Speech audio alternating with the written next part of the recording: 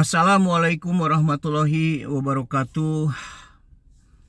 Alhamdulillahirabbil alamin wassalatu wassalamu ala asrofil anbiya'i wal mursalin wa ala alihi wa sahbihi ajmain amma ba'du.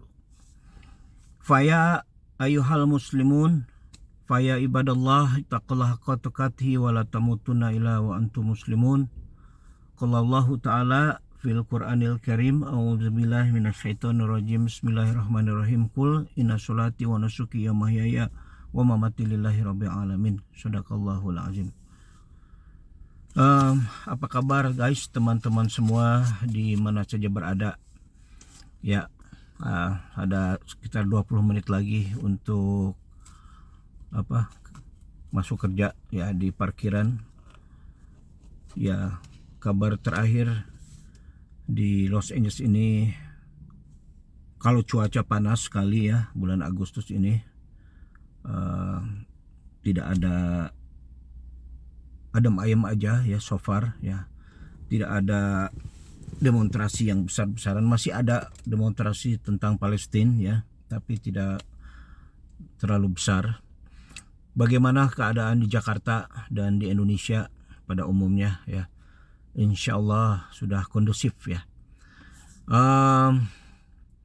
Ya, mau sedikit mengeluarkan unek-unek ya. Ini mungkin video saya yang kedua tentang kerusuhan DPR ya. Kalau boleh saya pinjam istilah ya, maaf ya, istilah syirik, istilah sinetron ya.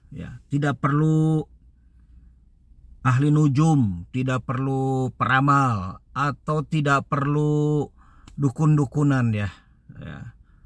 Sudah bisa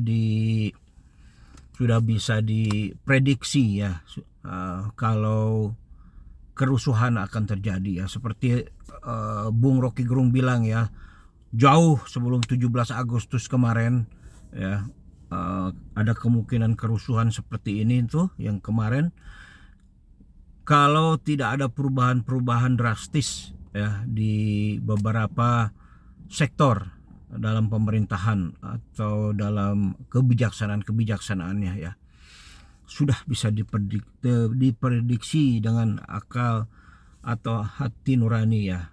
Nah, kalau sekarang sudah kondusif ya, belum tentu juga ya. Seperti api dalam sekam, masih ada bintik-bintik apinya ya, begitu ya. Sudah bisa diprediksi apa yang akan terjadi di negara kita ini karena pejabatnya, karena pemerintahnya, karena DPR-nya ya. Wakil rakyat tetapi tidak mewakili rakyat ya. Para wakil rakyat, orang-orang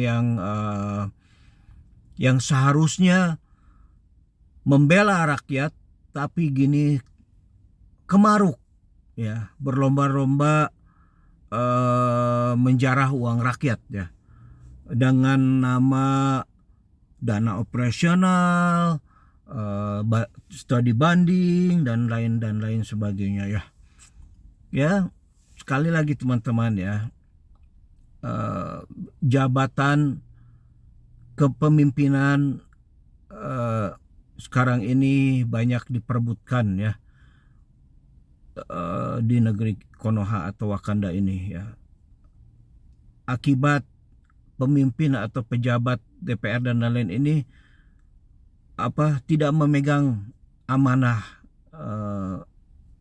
lalu rakyat pun terlantar dan marah ya. Diperebutkan tapi untuk disombongkan, diperlihat kepada orang, nih mobil saya banyak, motor saya banyak, rumah saya banyak ya. Untuk apa ya? Pendeknya mereka pikir bahwa mereka adalah orang-orang yang sukses ya. Padahal mereka, para pemburu dunia ini, nampaknya berpikir bahwa mereka akan hidup selamanya ya, lupa akan akhirat ya. Pak Presiden, wakilnya, gubernurnya, wali kota, apalagi bupati, lurah, camat, RT, RW, dan kepada masyarakat biasa seperti kita ini ya. Ya, tolong ya, ingat kita ini akan menepati ruang bawah tanah bagi orang Islam nih ya, ruang bawah tanah yang berukuran kira-kira 2x1 ya, 2x1 meter ya. Selezat apapun makanan kita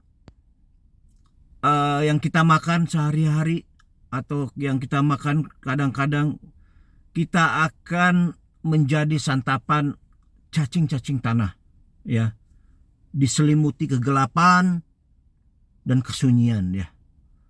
Di Indonesia ini memang banyak yang terpelosok ke dalam kebesaran dan kemewahan, kebesaran kemewahan dunia, namun penuh intrik dan kemunafikan ya. Boleh-boleh saja kita atau kalian semua itu mempunyai semua itu, tapi juga ingat untuk kepentingan agama dan kepentingan masyarakat ya. Nabi mengibaratkan kehidupan dunia ini, ingat ya itu ya, hadis ini yang seperti setetes air laut ya. Kalau air laut yang menempel, kalau kita menempelkan pada jari ini ya, dan setelah jari itu dicelupkan ke dalam air laut lalu diangkat itu ya. Nah, sementara kehidupan akhirat adalah seperti air laut itu sendiri ya. Ya begitu ya, kalau nggak salah ya, coba perbaiki kalau saya salah ya. Jadi mengibaratkan dunia ini seperti setetes air laut yang menempel pada jari, setelah jari itu dicelupkan ke dalam air laut.